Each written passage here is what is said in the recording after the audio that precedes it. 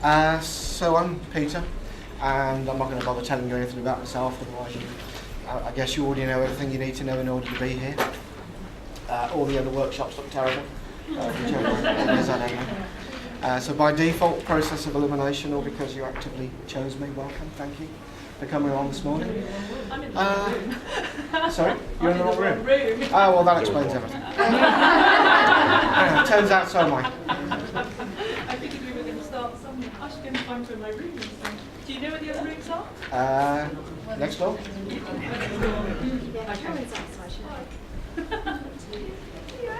Try next door. Anybody else? Escape before it's too late. Take your opportunity now. No. All right. So you're all coaches. Is that right? You're all coaches, and you're all working in the southwest of England. Is that right? Anybody not? Where are you from? I'm part of the presentation. I'm doing a session on supervision this afternoon. Ah, right, excellent. So you're here to supervise. That's very wise. What else? So yeah, how are you all on this lovely Wednesday? Is it Wednesday today? How are you all on this lovely Wednesday morning? Now, is that true, or are you just telling me what you think I want to hear? Are you really fine, or okay, or good, or not?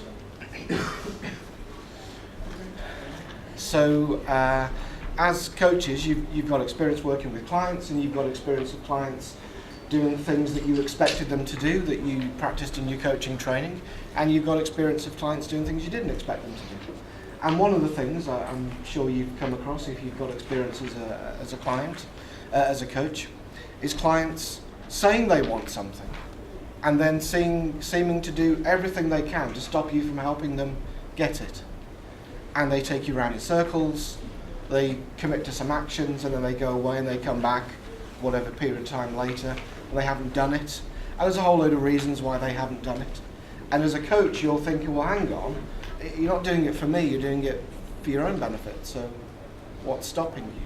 Anybody ever have these kinds of experiences as a coach? And you must have wondered, why is this happening?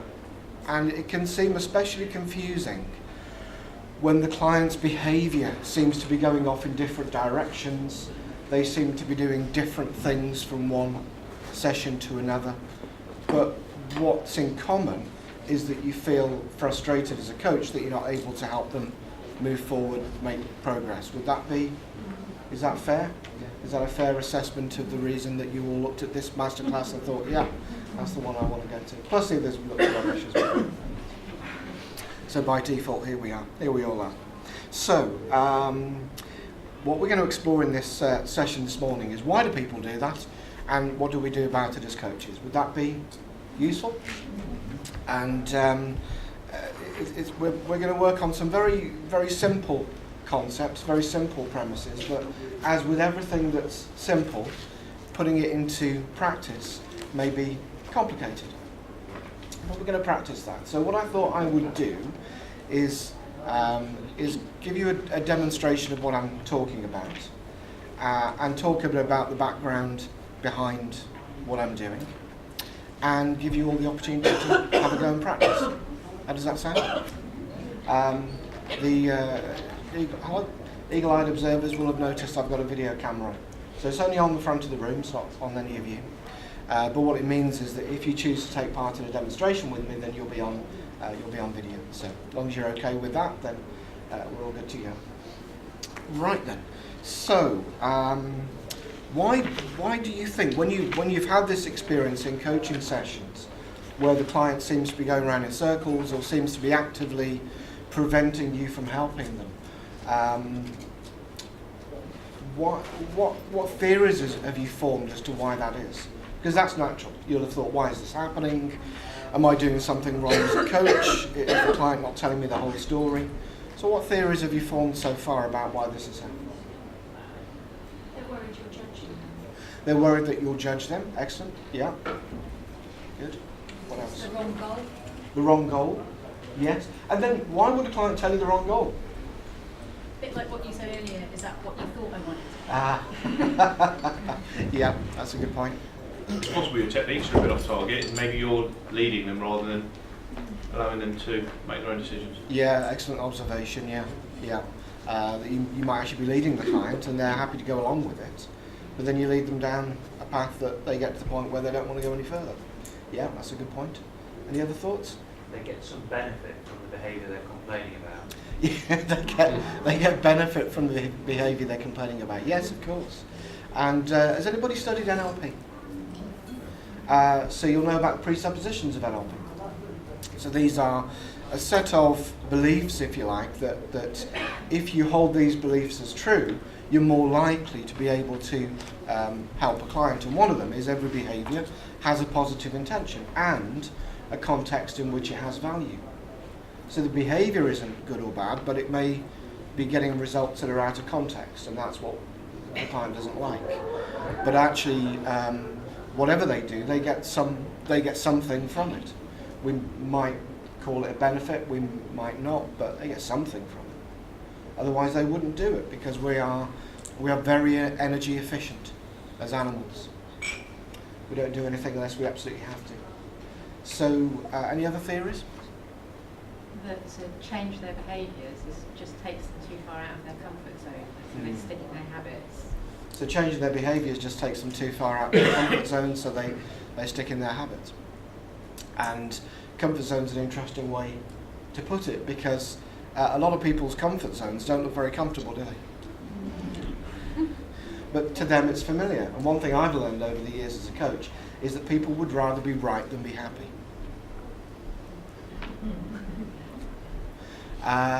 Any other theories? They don't have the support system around them to be able to make a change successfully. So they don't have the support system around them to be able to make the change successfully. That's very true. Anybody been on a time management course ever? And did you come away from the time management course, all these great tools and techniques and a little acronym and a little thing to plan you, and you got back and within 5 minutes of being back at your desk, it's all forgotten. And why? Because you've spent your whole career creating a system around you that supports you working in a certain way. Now that system is making demands on you that suddenly are putting you under pressure. So you go on a time management course, you come back. If you haven't told all the people that are putting pressure on you that something's changed, they carry on treating you the same way.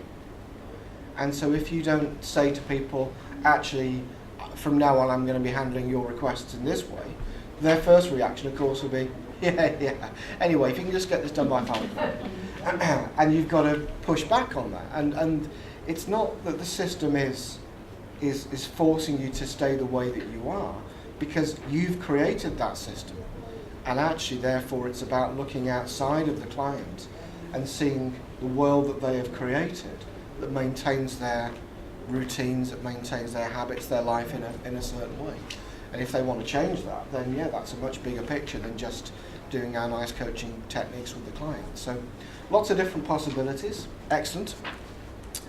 I want to, just for a moment, just talk about something that's blindingly obvious in coaching, but I bet most of you probably don't think about when you're in a coaching session.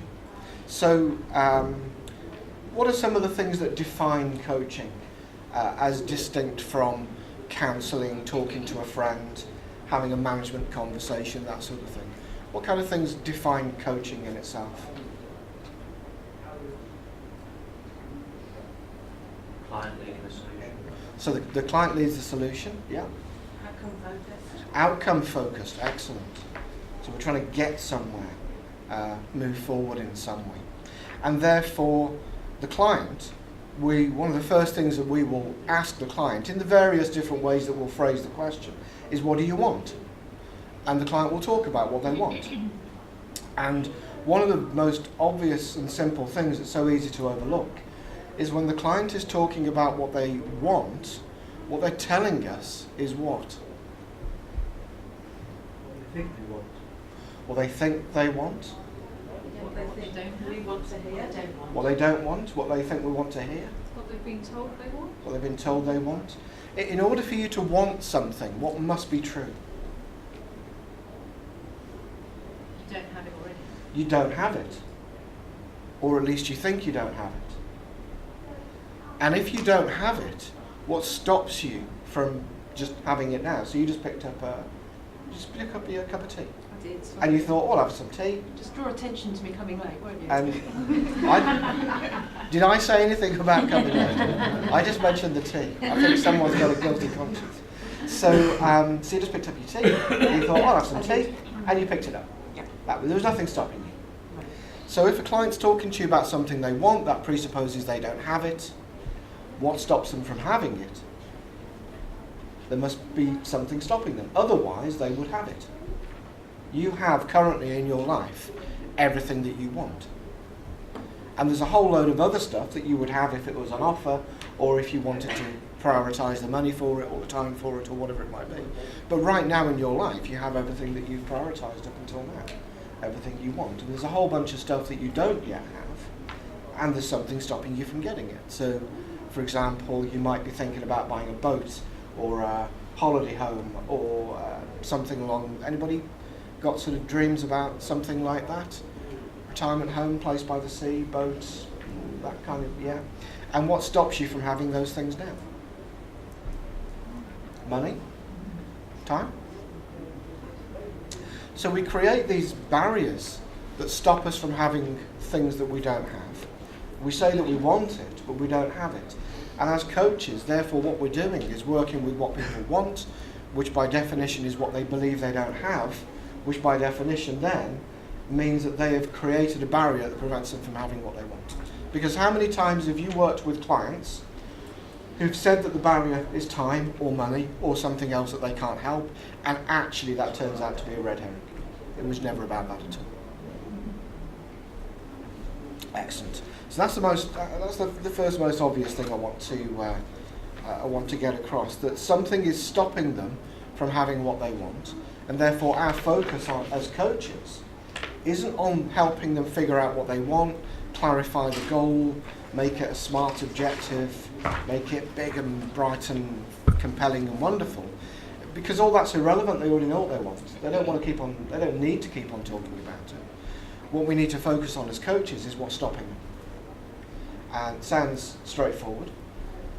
The paradox is, if it's stopping them, you can be very certain that it will stop you. Because all of the behaviours they engage in order to stop themselves, they will play out during the coaching session. And if you're not really on the ball, then that will distract you, run you around in circles, and you'll get to the end of the coaching session thinking, is it me? Am I just failing as a coach? Is there something I'm missing? And probably yes. And it's probably, but that's okay. We always tend to look in the wrong place for problems. This is the one thing I've noticed, that we see the world through our own eyes, and the world always looks normal to us. So, do any of you ever get stressed? So I've just come yesterday from doing the last of a roadshow of CPD events, where I've been talking about managing stress and workplace conflict and so on. And one of the interesting things about stress is that when you're stressed, you don't know it, but everyone around you does. So you get clues that you're stressed from other people. So your partner or your family or somebody might say, oh, what's got into you, had a bad day or something like that. And well, of course not. Because from your point of view, when you're stressed, everyone else has suddenly become incredibly irritating for no apparent reason. It couldn't possibly be down to you. So what we do is we see the world through our eyes, through our filter of normal. We see the world as what we think normal is, but then our perception has changed, which means our behaviour changes, which means our patterns of behaviour change, and the people that know us well see the change in those patterns of behaviour. But the interesting thing is we don't see it directly. It takes a long time before we actually feel stressed, and it takes even longer before we actually do anything about it. So what's the first thing we do when we actually start to feel stressed normally? You stress about it? You stress about it. What most people will do is self-medicate. Yeah? With what? Caffeine. Wine, caffeine, cigarettes, chocolate. Who self-medicates with chocolate? If you leave the office and you've got to get some petrol on the way home, and you go to the petrol station, little Mars bars or Maltesers are saying, "I can help you relax." And you think, "Oh." So yeah, chocolate, sugar. So anything really that's a natural stimulant, we will use to self-medicate long before we actually do anything about the root cause. Because from our point of view, the root cause is other people. So the people putting workload on us, other people putting pressure on us, other people being irritating. It's not us, it couldn't be us. So it's our natural human tendency to attribute cause outside of ourselves. So as a coach, you'll be looking for, is the technique's wrong, what's the client doing, what am I doing wrong? And what we don't do is look at the obvious, which is what I'm going to demonstrate to you. So, bearing in mind that I'm filming this, I wonder if somebody here who would help me with a quick demonstration.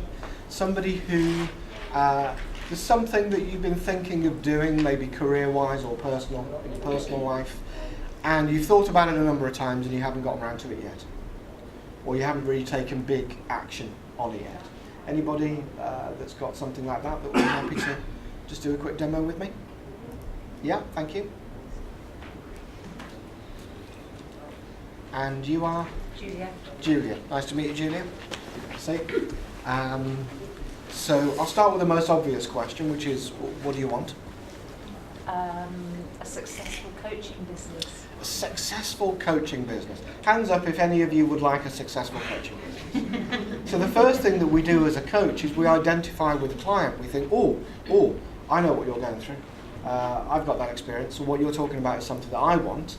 This will be an interesting conversation. The first thing we do is get into the content.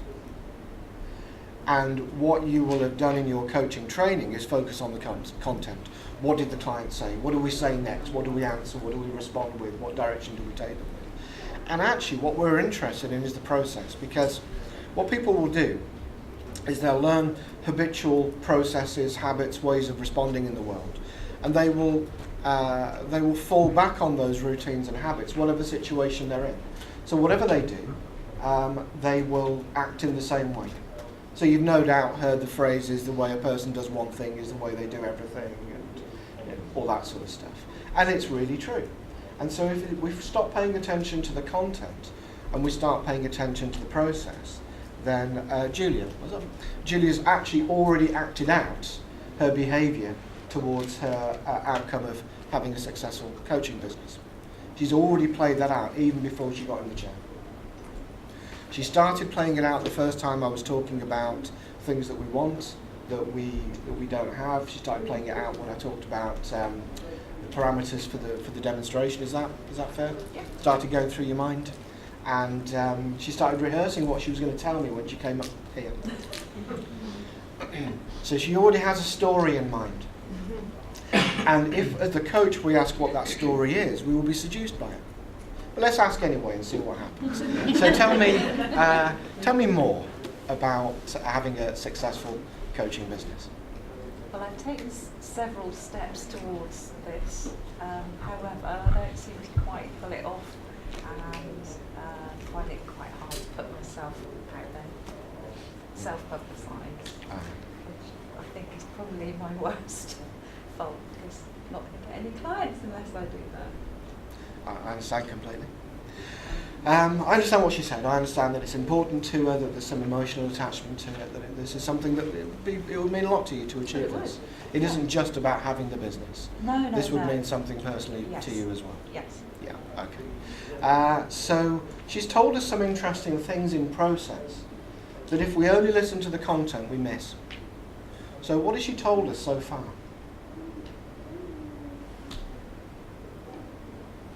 And remember, 93% of her communication, at least in this instance, if we are to believe the figures, is in what she hasn't told us, but she has shown us in other ways. She lacks confidence in putting herself out there, or she's not sure about how to put herself out there. Okay, so there's a little bit of a mind read there, saying she lacks confidence. She may not, but what she has told us is she hasn't been putting herself out there. But she's told us some interesting stuff non-verbally. Did anybody spot it? Were any of you paying attention to her non-verbal communication? What did you, if you were, what did you see? When she yes, go on. Moving hands and the action of wanting to get Yeah, wasn't this action, it was this. Is that, and do you remember it now? Well, and when did she say this? Putting herself out there. Put herself out there. What's this remind you of? What does it look like? Get hold of something, yeah. And there's a bit of pushing away, and there's a back up against trying to get hold of something or sorry. What's that? Tommy Cooper. Tommy Cooper. Does your coaching business involve any kind in reference to Tommy Cooper? Not yet. So it's worth testing, but we can rule that one out. We always have to test rather than jump to conclusions. But yeah, it's good observation, worth testing. So what does that tell us? There's a barrier there that needs to be overcome. There's a barrier there. And how did she already demonstrate the barrier before she even came up to the front of the room? Why not having achieved what she wanted to achieve already? Yes. So from the time in between me asking for somebody to help me with the demonstration and her arriving in the chair, just in those few seconds, how did she demonstrate what she's talking about?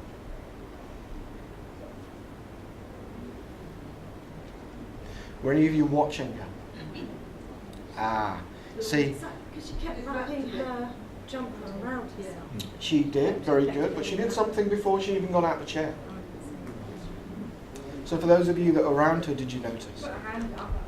She tentatively put her hand up. And then what did she do?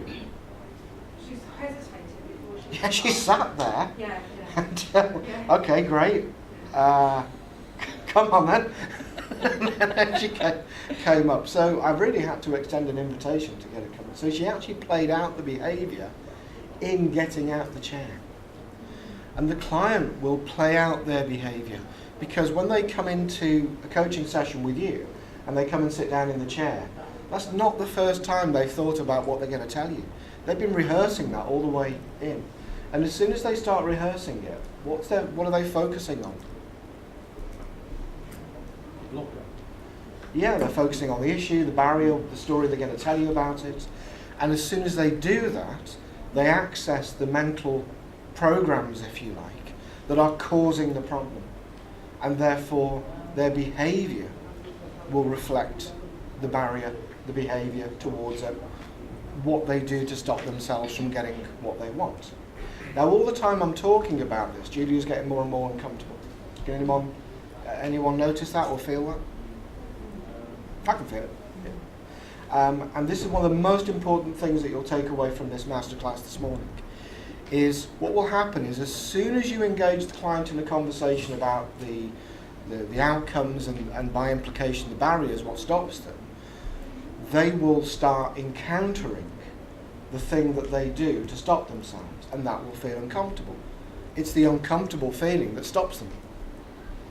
Because the uncomfortable feeling is the foothills, the outer limits, the very first sense we get of what? Of what feeling or reaction? Fear. Fear, yes. So to put it in plain language, there's something she's scared of, and it stops her from getting from where she is to where she wants to be. It's that simple. And the fear is so powerful that we never feel it. So how many of you ever put off stuff at work? So you think you've got to call somebody or send an email, and you get in the morning and you open up your email and you start writing, and then you think, oh, I'll just go and get a cup of tea, and I'll just what's going on Facebook? And then you come back to it a couple more times during the day and think, oh, I didn't get round to sending that email. You write a little bit more and then you get distracted again. Come 5 o'clock, you're closing down all your windows, think, oh, I didn't send that. Oh, well, they've gone home now. I'll do it tomorrow. Does that ever happen? Emails or phone calls? And that's the effect of fear. It's so powerful. It will just give us the gentlest of nudges away. And we're so easily distracted. So I'll give you a demonstration of how powerful it is and how easily we're distracted. And again, we're going to focus on process, structure rather than content. But there will be some clues in the content that I'll give you an easy way to spot. So, Julia, you said you'd like to have a successful coaching business, and maybe you've been hesitant to get out there, as you put it, and sort of promote yourself, and that's something that you've perhaps been less comfortable with than some of the technical aspects of coaching, I guess, relating to clients. I guess you're very good at that. So what do you feel has really stopped you from getting out there and promoting yourself in the way that you want? I think I'm a bit shy in that having things like websites and pictures on them, photos and things like that, I'm really reluctant to actually sort of go forward with those sorts of things. Okay, thank you. So she's a bit shy, and things like websites, she's really reluctant to have pictures on and so on, and go forward with those things, she said, which was a bit vague, so that's a clue. Vagueness is a clue. She started by saying, I think I'm a bit shy. And there's something very obvious that she's done that really might make us doubt that.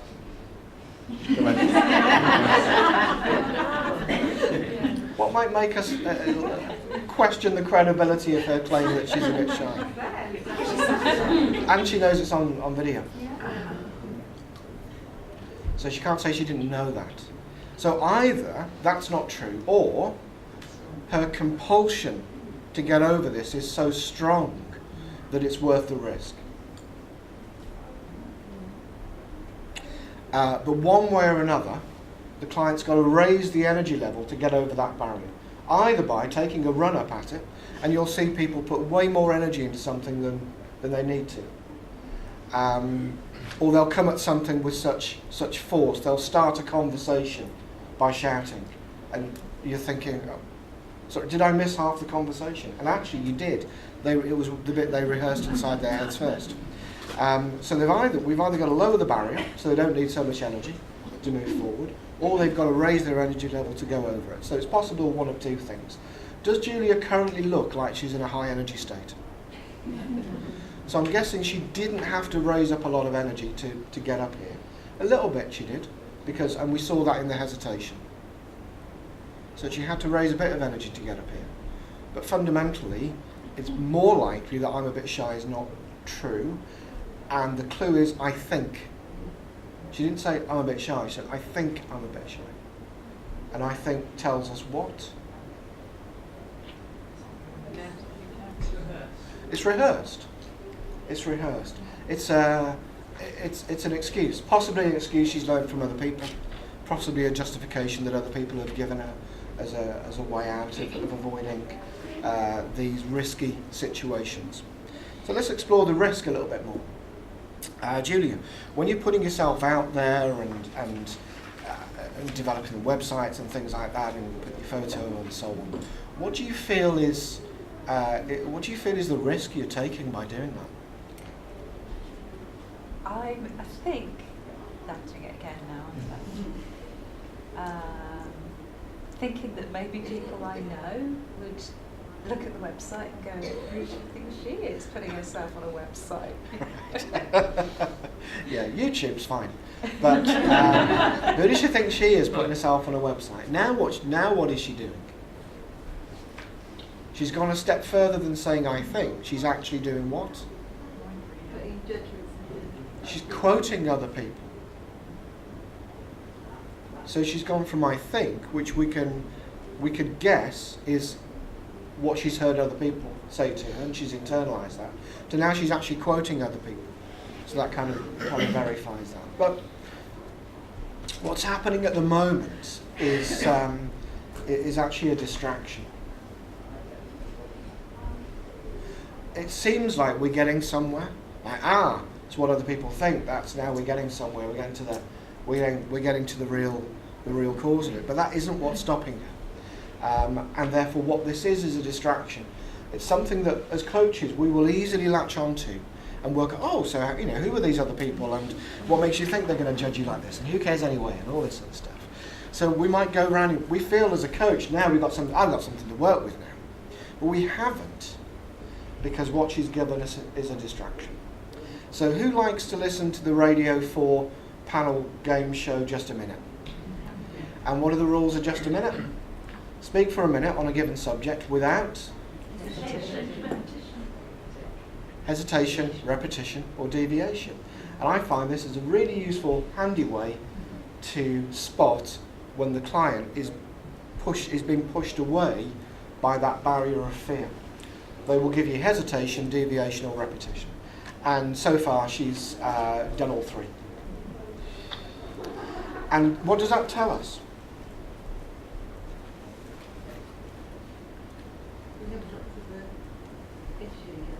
She's holding out on you. We haven't got to the issue she's holding out. It also tells us we're getting very close. We're in the area around what the real issue is. And we got there very quickly, simply by understanding that if she says she wants something, it means she doesn't have it, and there's something that she's doing to stop herself. I mean, it couldn't be any more simple, could it, really? Thank you for your patience, Julia, while I talk to your fans. So, what is it in the way that you think you look to other people that puts you off that self-promotion? Honestly, I can't think, please. I don't know. So I can't think, I don't know, these are cognitive replies. So let's see if we can get an emotional reply instead, just with a very simple change to the question. What do you feel is? What do you feel is that expectation that you have of other people, of that judgment?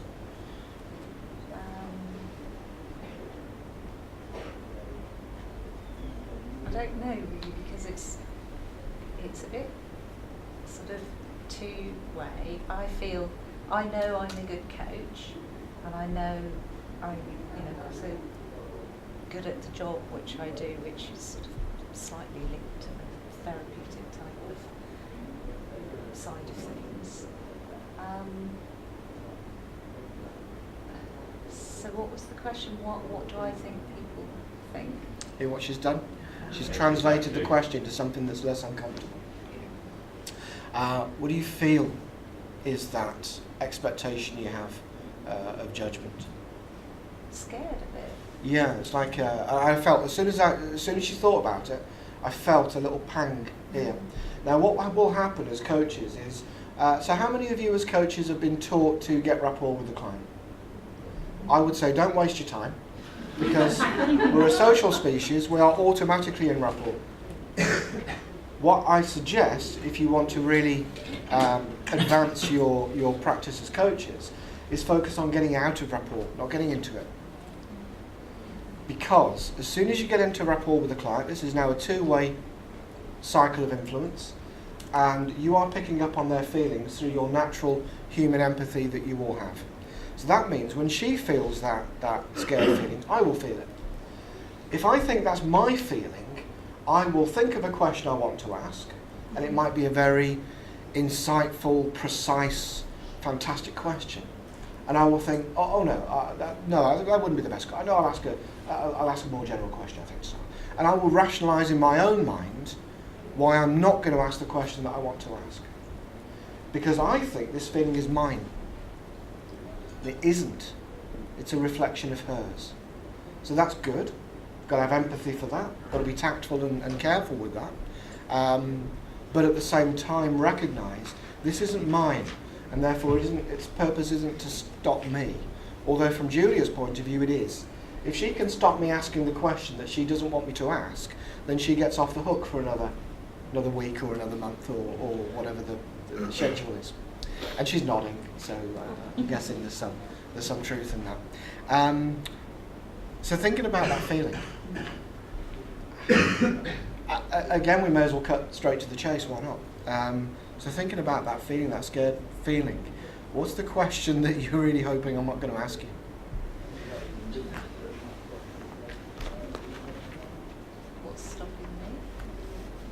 Okay, so what's stopping you? I don't know, but I can always find a reason why I can't do this particular next step. Or, Sure. I don't know well, it's fear that must be stopping me. I don't know. Well, let's go back to the first clue. So there's a lot of distraction going on. So let's go back to the first clue that we had, which is getting out there. So thinking about getting out there. Is a website getting out there? No. It's something to keep you busy that makes it feel like you're getting out there, but you're not. It's like having a shop window. You're utterly reliant on other people walking past. You're passive to the process. So when we talk about getting out there, what we're talking about is interacting with real people, going to networking events like this one, talking to people, but there's other coaches here, so probably not your target market, I'm guessing. So finding clients, getting out, talking to people who might be looking for a coach or might have need for a coach, and saying, I'm a coach and I can help you with whatever it is that they want to work on. So you probably go around the houses thinking about how you're going to describe yourself, how you're going to demonstrate credibility, how you're going to get people to commit to coaching with you, and so on. And every time I say one of those things that she agrees to, we get another little pang of that uncomfortable feeling.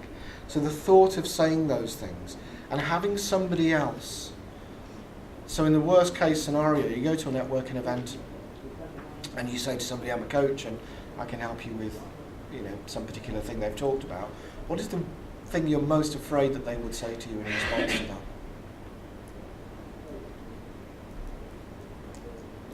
Well, I think the best response, which would be the opposite, would be that they say hesitation, yes, I'd like deviation, or repetition. A bit of all three again. What's the worst thing that they could say to you? I don't think it's for me. I'm not interested in coaching. Doesn't sound so bad. No? It's not for me. I don't think I'm interested in coaching. It doesn't sound like the kind of thing to be scared of.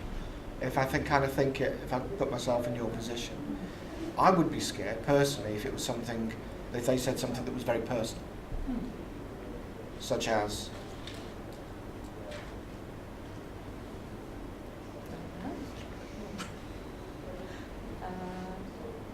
You don't look like a very good coach, or? So that's okay. So that's getting more personal. You don't look like a very good coach, or I don't believe that you're a coach, or well, I don't want to be coached by you. So there's something more. It's not about, because if you say, oh, I don't think I need a coach, then it's about coaching. They don't need.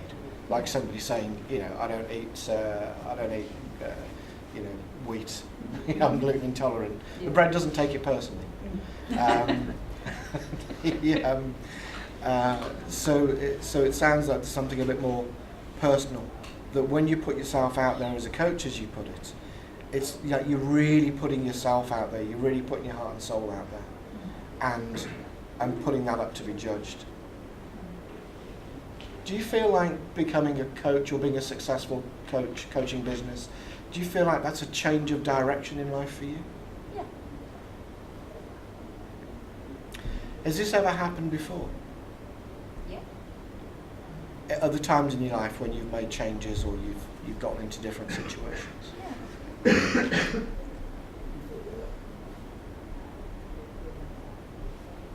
Did you ever do something like change schools when you were younger, sort of halfway through, or move house, or have to get into a different situation, different people, and sort of establish yourself? Not at school, but when I started new jobs, courses and things. Right. And do you feel a sense of that then? For example, if you happen to introduce yourself at the start of a training course? Yes. Okay, excellent. So what we've done is we've gone in circles around the core issue now. So what I'm trying to do is corner Julia. Because what you've noticed up until now is if I push, what does she do? Reframes the question. Yeah, if I push, she backs away, or she kind of, it's like trying to get hold of a bar of soap in the bath at the moment. And that's the fear response. So what will happen is, if we go and get the client cornered, every time you try to ask a more precise question, they will back away. And the reason that the client still keeps on sitting here is because what? Still want what they want. They still want what they want. So that desire has not gone away. And if what we do in the setup of the coaching session is establish that, for example, I'm on your side, I'm here to help you, and in order for you to get to where you want to be, I think you recognise that there's a bit of pain to get through, but we're going to get through it together. And I'm sorry to have to tell you that there's no other way to get through it than through it. But as I'm sure you've found many times in your life before, it is possible to get through it, and you feel much better when you're on the other side. So in the setup of the coaching session, I could frame it such that feeling this discomfort is to be expected, and it's a sign of progress. So it's just a simple frame around that.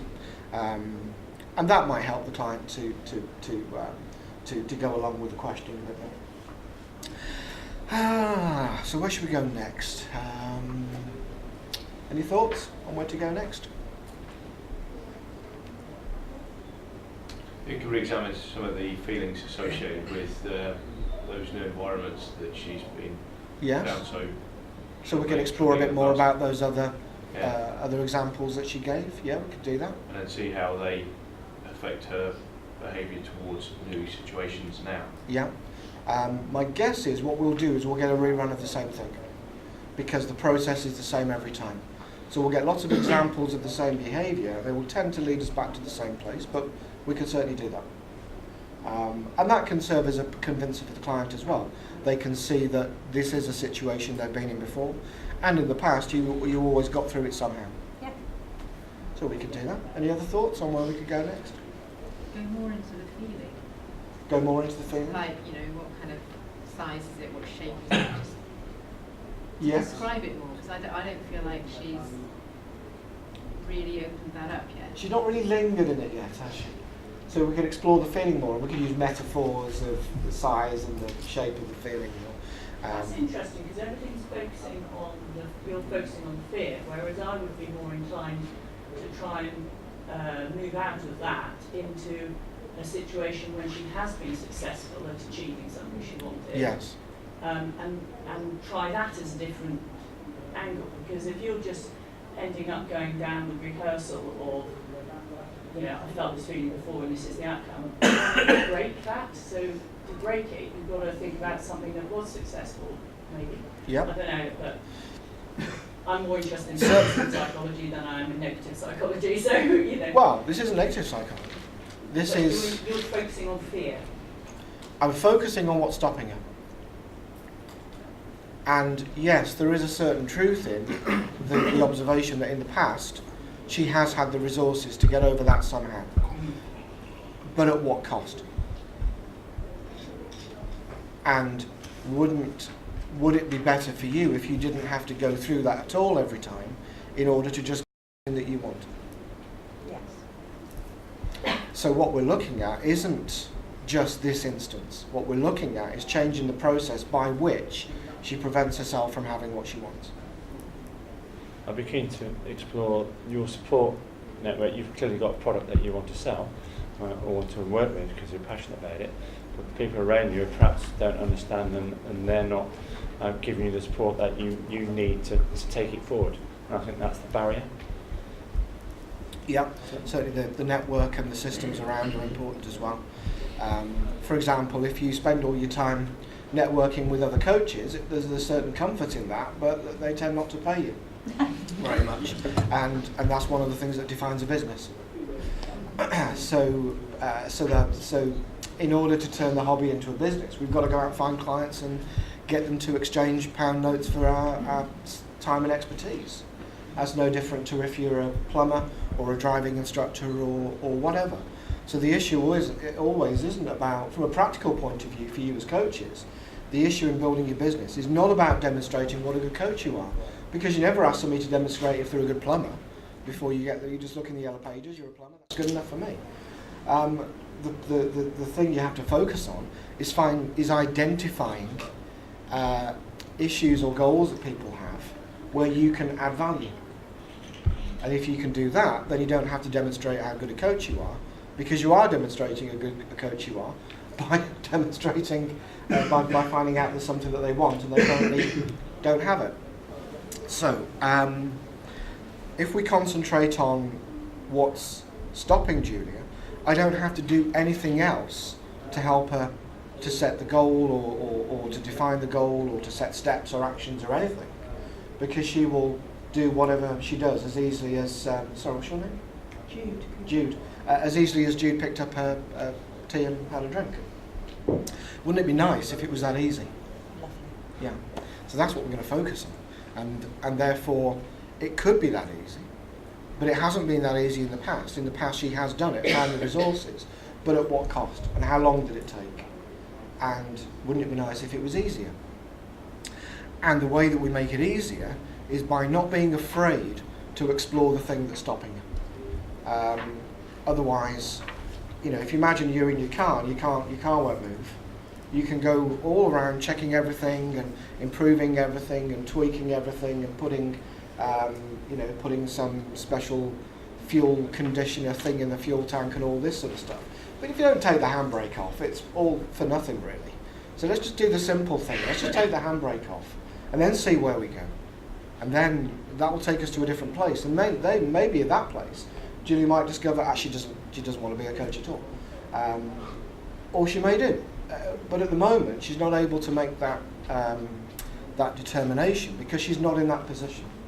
She's at the position, in her mind at least, of looking at something in the distance that she doesn't have yet and wishing that she had it. Maybe when she's got it, she might see it differently. She might think, oh, another day of coaching, oh God, I hate these people. I just want to retire. You know, but until we're there, we don't know. So, so this the feeling, the scared feeling, as you described it, that feeling of getting out there and other people thinking maybe you're not good enough or you're not credible, or saying, I don't believe you, all that touched the nerve. I don't believe you. I don't believe that you are able to do that, because you're this person. You're this other person that I Yes. know and understand. Of course, I suppose the weird thing is if you're meeting potential clients, they don't know who you were. No. They only know what you're telling them now. So, so it seems that what's happening is you think of some change that you want to make, and it could be changing lifestyle or changing business or changing what you do for a living or a hobby or whatever it might be. And you get inspired into that by some experience, whatever it might be. You see something on TV, you think, I fancy having a go at that. And what happens is, it's like that's something that other people do. And for you to join that club, as it were, you've got to get over some hurdle of people saying, I don't believe you can do that. Does that kind of describe what's happening? It does feel, yeah. I think that's very accurate, actually. Because this was an interesting gesture. It wasn't keep them away from me. It was both keep them away and, so there was both a push and a pull in this. And I keep going back to that because the very, very first thing the client tells you is all you need to know. Because in that first instance, they will play out the process in its purest form without all the hesitation, deviation and repetition. And if we keep coming back to that and use that as our starting point, as our touchstone, do any of you as coaches, any of you ever get to the point where you feel stuck and you don't know what to do next? Just go back to the beginning. Of course, another observation is, if you feel stuck as a coach and you don't know what to ask, it's because you're in rapport. So the client's stuck, so you feel stuck. So the simple thing to do is break rapport, just do something different, go and open the window or get a cup of tea or something. Consciously break eye contact, whatever, but break rapport. and then you will start thinking from your own experience rather than being clouded by what's going on for the client. But in this instance, we're just going to go back to that very first thing. So there's something, I want to be part of this, but at the same time it doesn't feel like I really belong. Have you ever met a successful coach who, in your opinion, was actually a bit rubbish as a coach? No, I don't think so. Okay. So everybody you've met as a coach who was doing it for a living, in some way, you thought, yeah, actually they're a good coach. Or do you not get to experience what they're like as a coach? Well, the only people who've coached me have been peers doing either the same training or, that's it. It's been other people in a similar position. Right. So mainly the people who've coached Julia have been people in a similar position. What does that tell you?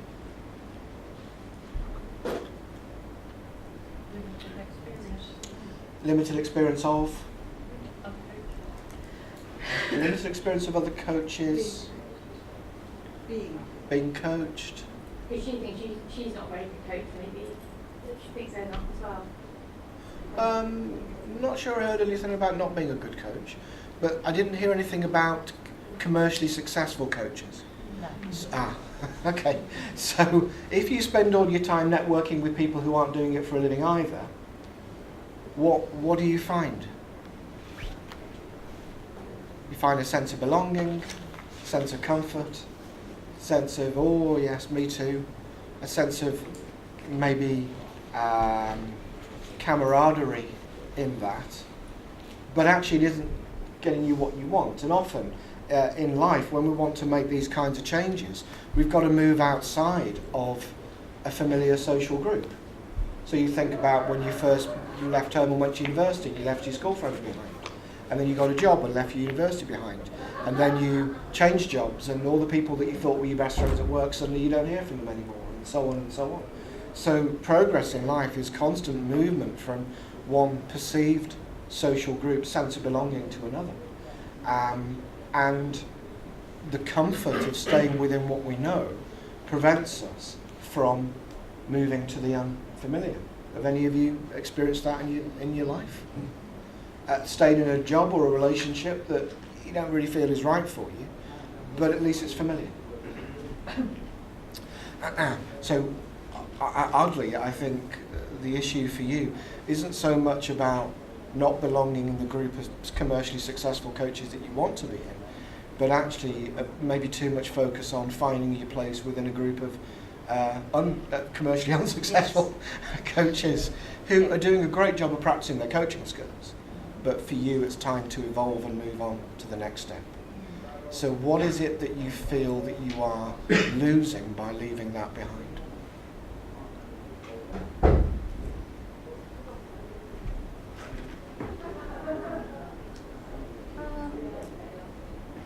don't think I've been losing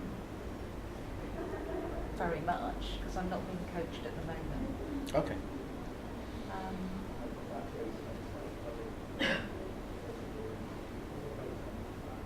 So I don't think I would be losing anything. Is it possible that you could exist in both of these groups? Yes.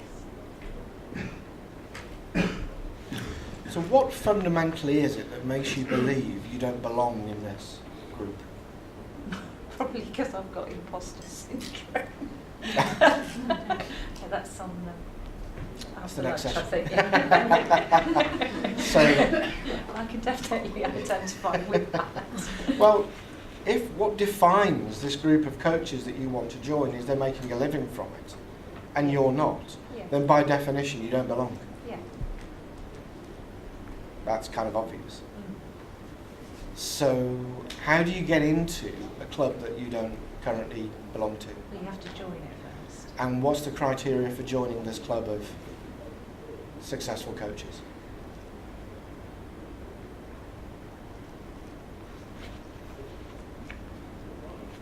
Things like this.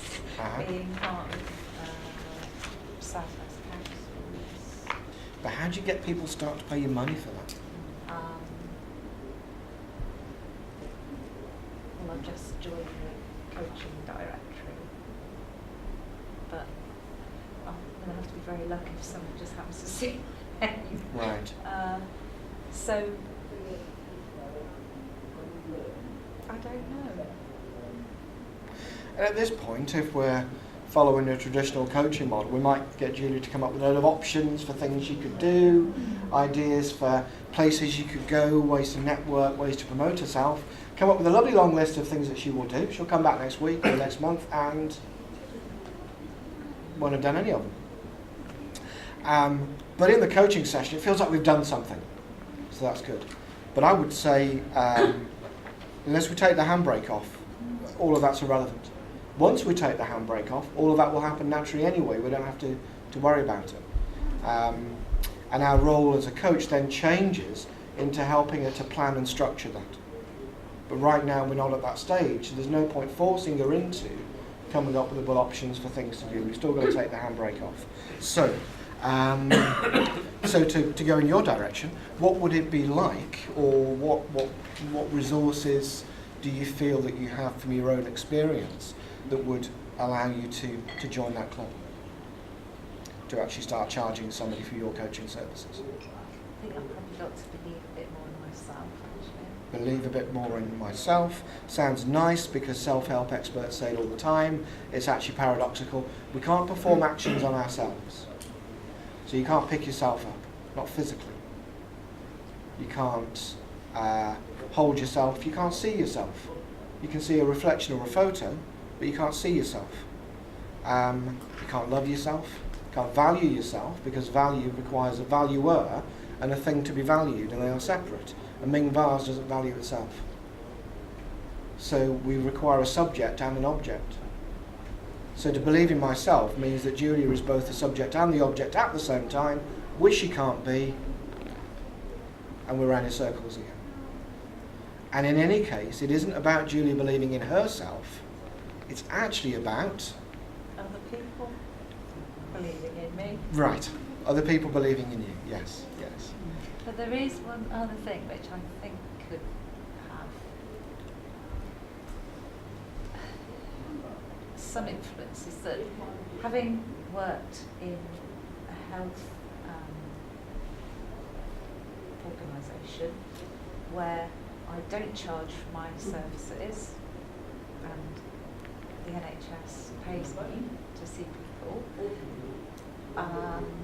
it's sort of quite a different culture to then take your skills, not the same skills, but some of them are interchangeable, to see somebody and then receive money for doing a similar function. So to go from, if there's something in that. so is it to go from receiving money in general from the state to receiving money specifically from a person? Yes, possibly.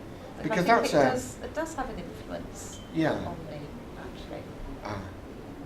Yeah, because it's an individual recognition of value. I recognise your value to me. Here's some money for your time. And of course, people don't only use money as a currency of personal value. They use other things as well. But a thank you tends not to go down well in Sainsbury's. Yeah. And a testimonial, saying, no, it doesn't get you very far. Might get you a discount once, but that's it. Yeah.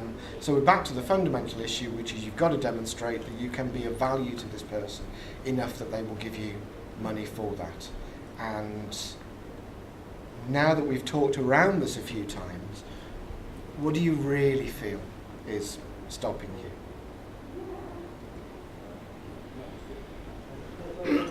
Where's that barrier, that fear really coming from?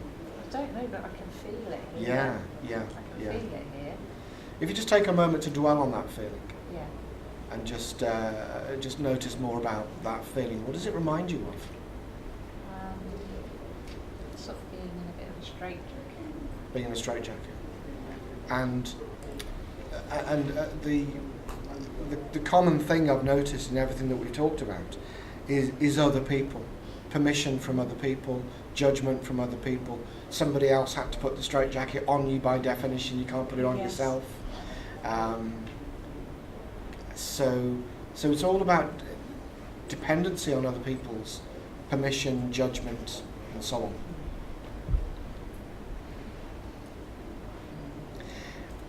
Now that we've identified that, what's really stopping you? Well, I think I've got to just discard those fears and thoughts of what I think other people are doing with me, and ignore them somehow, or block them out, or whatever. It presupposes they're still there. Yes. The presupposition is in all of this Yes. is that other people are sufficiently interested in you Yes. to care.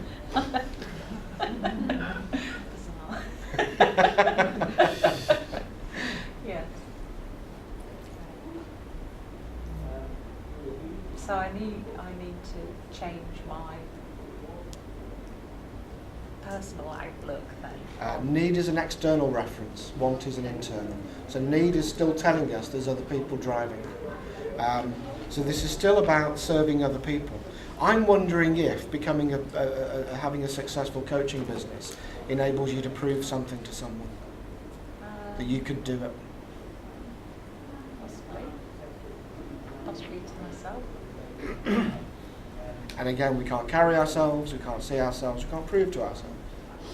Well, I have always got a bit of a saying, well, at least we can always look back and say we've done everything we can, about various difficult situations maybe, So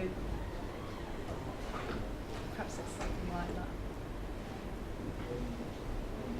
So that sounds like you could say to somebody else, well, I did my best. Yeah, it's Don't about blame saying me. it to someone else, isn't it? Yeah, it's about somebody Yeah. saying to you, you didn't do enough, you Yeah. didn't work hard enough, Yeah. you didn't try your best. Well, I did my best. Mm-hmm. And then it's like your fault, and that's a distraction. Yeah. I did my best. Oh, well, at least you did your best. Yeah. Don't ask too much of you. But actually, you always knew that you were capable of more. Yes. So there's a safety in holding back, in not asking others to expect too much of you. But then that creates its own prison Yes. for you, I guess. Yeah. So in this situation where you're going to go to this networking event, talk to some people who might actually be clients, for you to imagine that. Have you been to any events like that? No. So I guess there are business networking events and so on around here. Different business groups, Chamber of Commerce, university business groups, that sort of thing. So if you imagine yourself going to one of these networking events and talking to people, you've probably been focusing on what you're going to tell them about you, but remember they're not interested in you. No. What they're interested in is telling you about them.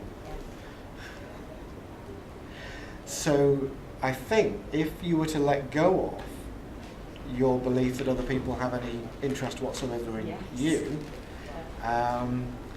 and take that as an opportunity to listen to them talk about themselves, what kind of things might you learn that would be useful for you?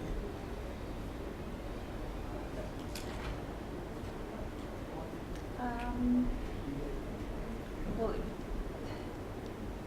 hopefully it would stop me thinking about myself and be more perceptive to what someone else is telling me about their wants, needs, goals. How does that feel to think about having that discussion with somebody? Very good. Didn't sound entirely congruent. I felt still a little bit of something that was kind of the fear, but mixed with an excitement. And I sort of was thinking about other experiences of working with different group of clients that has been very rewarding as a sort of reciprocal process. Okay. So, and it's just, and what we're talking about is just a different form of reward, I guess. Yeah. Okay. So, what do you feel like doing now? Pushing myself to go to an appropriate event. Okay, that probably tells me you're not going to do it because the word's pushing inappropriate. If you have to push yourself, Well, I would have to push myself. do you have to push yourself to go shopping? No, What's the difference? I have to go shopping. Or I want to go shopping, depending on what I'm buying. Right. And what else is there other than networking events?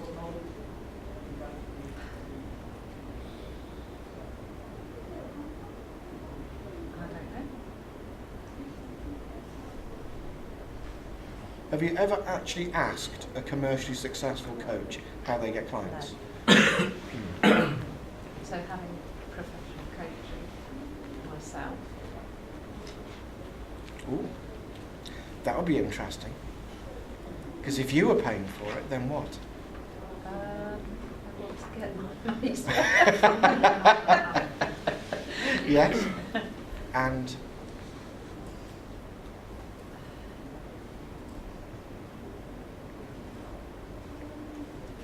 well, I'd experience what it's like to pay money for the service. that would mean It helped me to justify charging to give the service to somebody else. because having to give money for it would force you to acknowledge what? There's a value to it. Right. And what's interesting is the value is to it, not to her. We don't value the plumber. We value the fact that he fixed the leak. So there was a couple of things that I did to kind of nudge Julia past the fear. One was I changed the gesture. Did you notice? So I changed it from this to this. And then there was something else around the change. I was moving her from side to side. So in terms of what I was asking her and where I was focusing her attention, I was moving her from the supply side to the buy side of the equation. So if you've done NLP training, this is the technique called perceptual positions. I was moving her backwards and forwards between Julia the coach supplier, Julia the client, Julia the successful coach, between these different positions. So what she's having to do is make connections between them, which we could say is drawing on past resources. We could frame it that way if we want. But you can see the way that I've done that. I'm not having to explicitly ask her, what would an experienced coach do? Because she won't answer that question. She will answer it from afar. She will answer it from her position, looking at an experienced coach. What I've got to do is get her into the position and then answer the question. Then she will know what to do.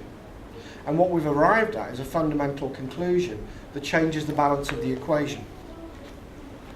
So having realised that now, if you were to imagine going to a networking event like this one, and there was a bit of an open networking kind of thing, or speed networking, or some easy opportunity to talk to people, what would seem different about that as you think about it now?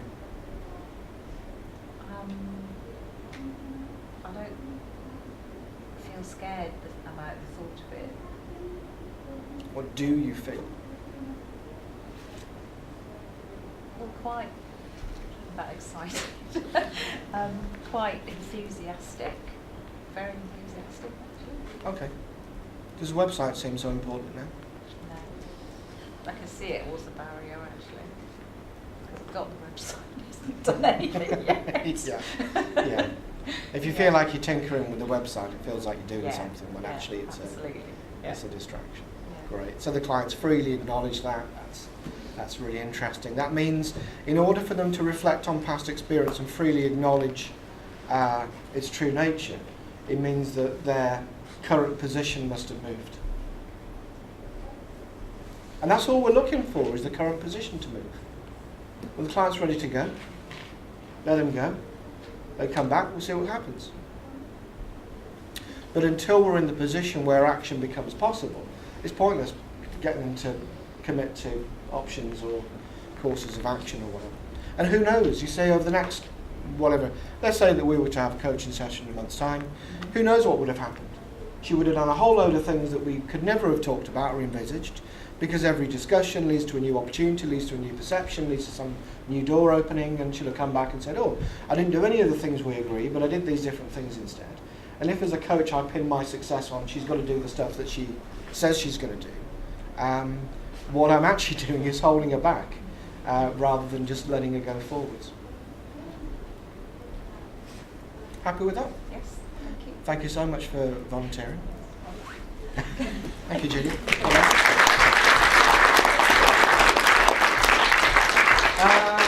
So we've got until 11 o'clock, I think. So what I'm going to suggest you do is just concentrate, work with a partner, just concentrate on the first part. Just concentrate on identifying the barrier. Remember, if they want something, it means they don't have it. If they don't have it, something is stopping them. So just focus on identifying that barrier and notice how easily you pick up that feeling. And notice how easily that feeling would push you off course if you're not aware of it and if you're not aware of where it's coming from. And one of the most important things I did as part of this process is I formed a process statement. I said, this is what I think is happening. And I described a sequence of events, not in terms of what's happening in the specific to the coaching promotion or any other event, but I think that this is the kind of sequence that you go through. And when I did that, she said, yes. So when we form a process statement, we're saying this is what happens, and in the middle of that somewhere is the fear. And it helps us to pin that down and get the client cornered. So if you can get to the point of forming a process statement, then do that and see what happens. The clue is when you say, I think what happens is, whatever the statement is, and they say, yeah, that's it, then you know that we've got it. And I did that a couple of times with Julia. And when I tested that, she said, yeah, that's it, that describes it. So there was a second one about not feeling like she belonged in the different group of people and making that change. And she said, yeah, that's exactly what it's like. So have a go with a partner. Focus on the barrier. Feel the fear. Keep going. And if you can, form a process statement. And remember, focus on the non-verbal. That's where all the information is. And I know that's hard for you as experienced coaches to ignore the content, but try as much as you can. Just as an experiment, see what happens. And I'll call you back together at just before 11 o'clock just to quickly wrap up.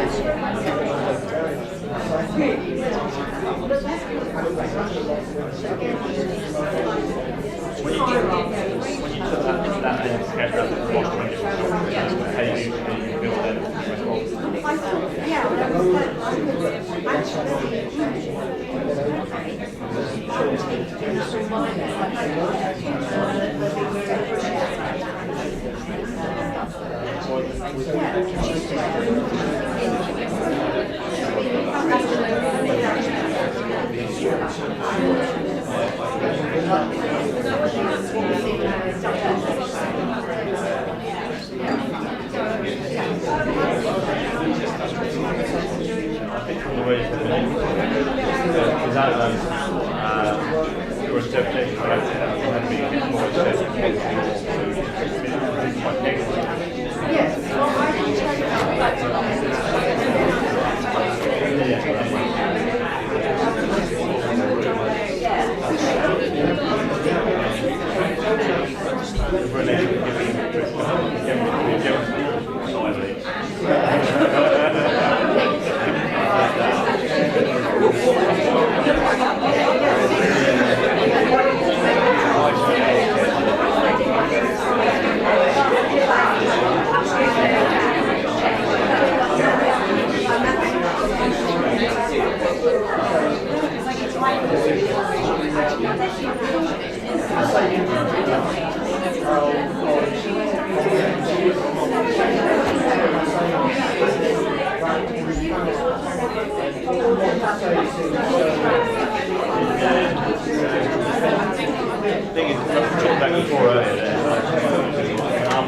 new still go to business. And this is what I do.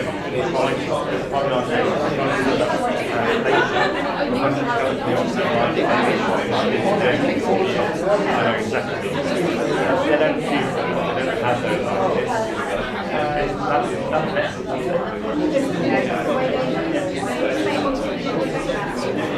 but you need responsibilities they are free.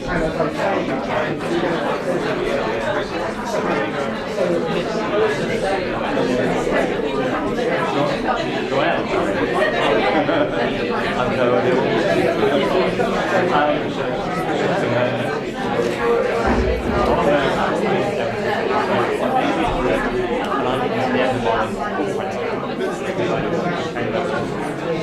So I'm getting a lot of people who want me to go. I'm actually in my own mind not waiting. I don't know if that's married or not. I need financial. I'm not better than anyone. I still want to do my job. I don't know anything about it. Or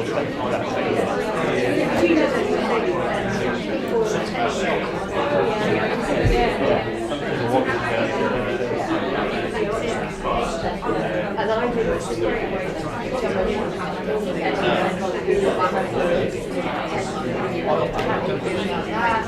but actually if it's and then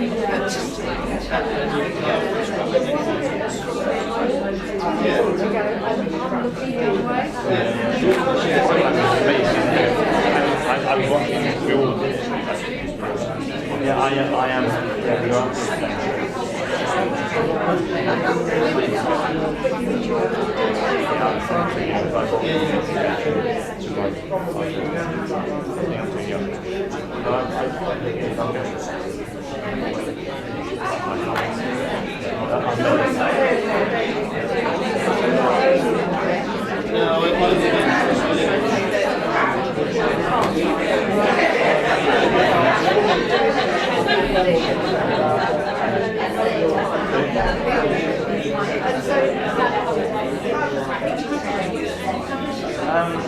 Well, I do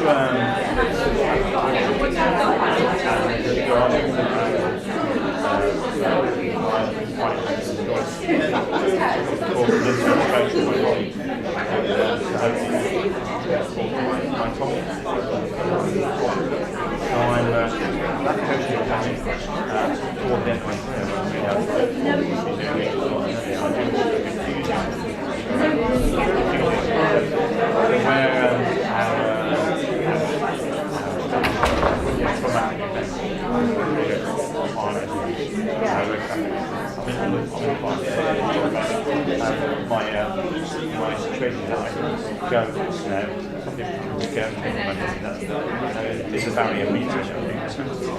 Yeah, so I think it's huge.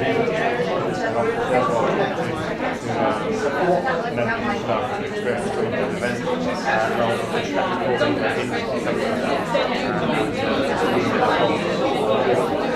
now I'm doing coaching for the end of my practice.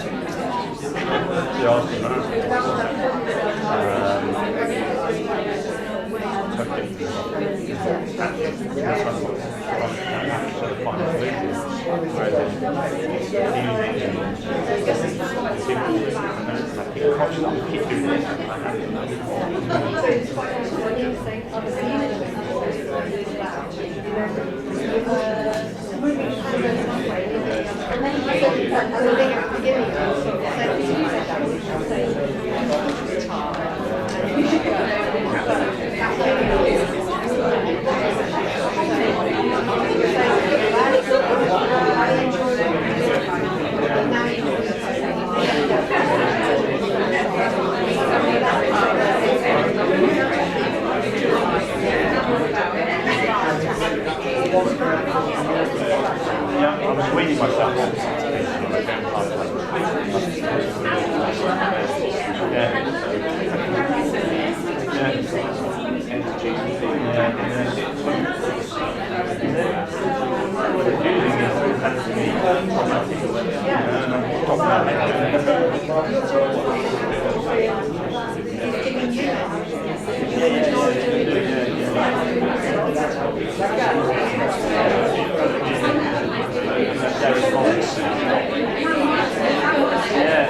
Actually, for me,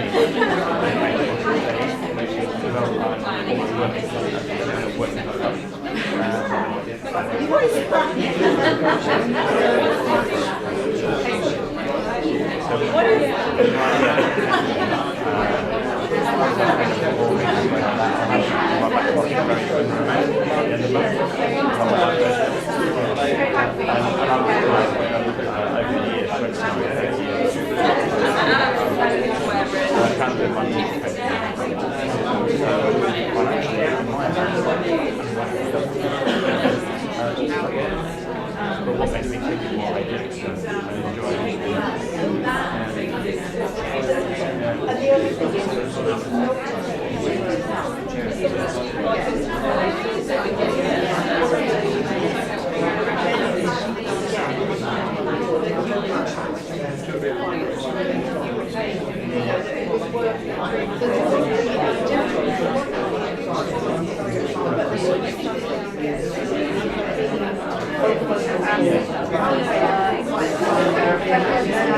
yeah, it's quite interesting so long that you enjoy working on the social group that's like-minded, and I've seen colleagues who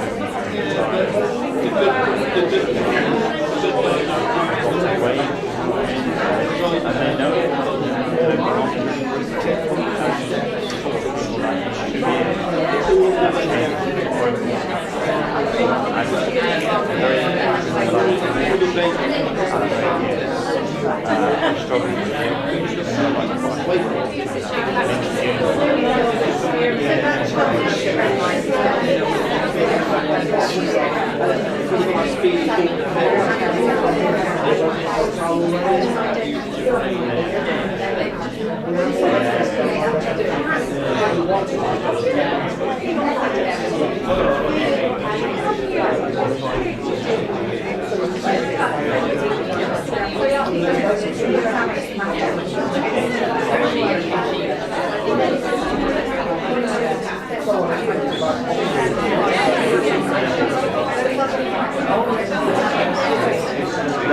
That's why my colleagues I've worked with will never leave. I'm stubborn and I'm very stubborn. I have been mixed feelings. I'm literally in that last few weeks. Okay, let me pull you back together. Stop you there. Stop! Halt! Attention! 3 pasties? Kind of things get your attention. So, I know that was a short time to practice, but I hope that what you experienced was how quickly, if you focus on the barrier, how quickly you're in the fear. And how quickly your client will start hesitating, deviating and repeating, and how easily that pushes you off track if you forget that the feeling you're experiencing is not yours. And if you forget that in order to get to where they want to be, they've got to go through that. Did you at least have an experience of that? And did any of you get as far as forming a process statement, which is an abstraction of the sequence of events? So we're no longer talking about the particular instance that they're telling us about. We're talking about this is something that you habitually do. And so, for example, in Julia's case, we're talking about a time when this seems like a very big thing, but actually the behaviour, the fundamental underlying process, will play out every day. It'll play out before she walks into a meeting, or before she goes into a restaurant she's never been into before, or something like that. But when the stakes are lower, she has to raise less energy to get over it. So most of the time that she'll be doing it, she won't notice. And it has benefits, as somebody said earlier. It has a payoff for her, which is it gives her time to think. It gives her time to judge this other group from a distance and decide whether she wants to join in or not. So it gives her a moment of to think and plan and to have that kind of perception of judgment and power over others, which is kind of ironic.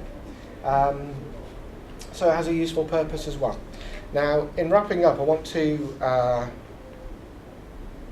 give you just an idea of where I'm coming from with all of this, really.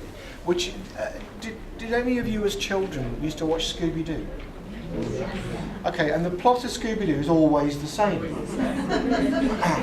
Exactly the same. And they just put different characters in, but it's always the same thing.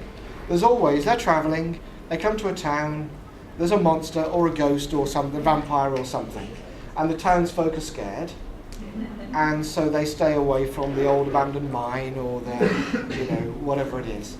And then they discover that actually all along it was the amusement arcade owner who was dressing up as a local legendary monster in order to scare people away. And this is exactly the pattern of what we're working with here. Think about it from this point of view. The purpose of fear in Scooby-Doo was to do what? Control. Hide the truth. To hide the truth, to stop you from? Gaining some kind of treasure. Yes. The purpose of the fear in Scooby-Doo was to keep people away from the treasure. And that's the idea I want to leave you with from this session. That the purpose of Julia's fear was to keep casual moochers, casual townsfolk away from the treasure, which is the value that Julia brings into people's lives through her coaching and what she gets out of that, and all of that stuff that she's gonna do anyway. It's inevitable. It's just a matter of how long it takes and how much hassle it takes to get there. And therefore, as coaches, we're not getting people to do things that they weren't going to do. It's just a question of how long and how much hassle and at what cost. And we're accelerating the process of change.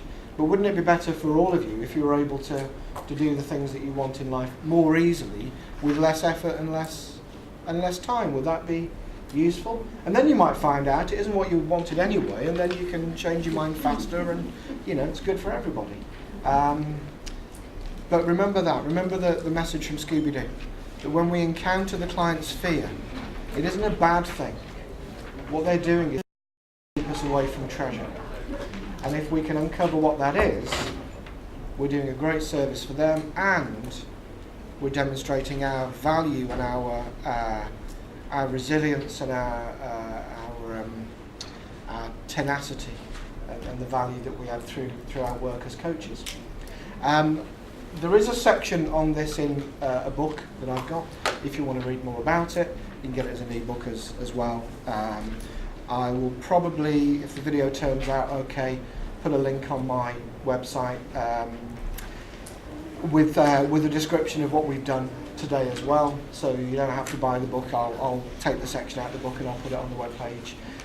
There's a website I've got called cpd.works. So, or you can take a business card as well, and you'll see it on there. So if you're interested, you can follow up, watch the video again, get a description of what we've done today. And thank you so much for coming along and playing along and paying attention and making all your great suggestions and asking questions. And I hope you have a wonderful rest of the day and enjoy yourself as coaches in the future. Thank you.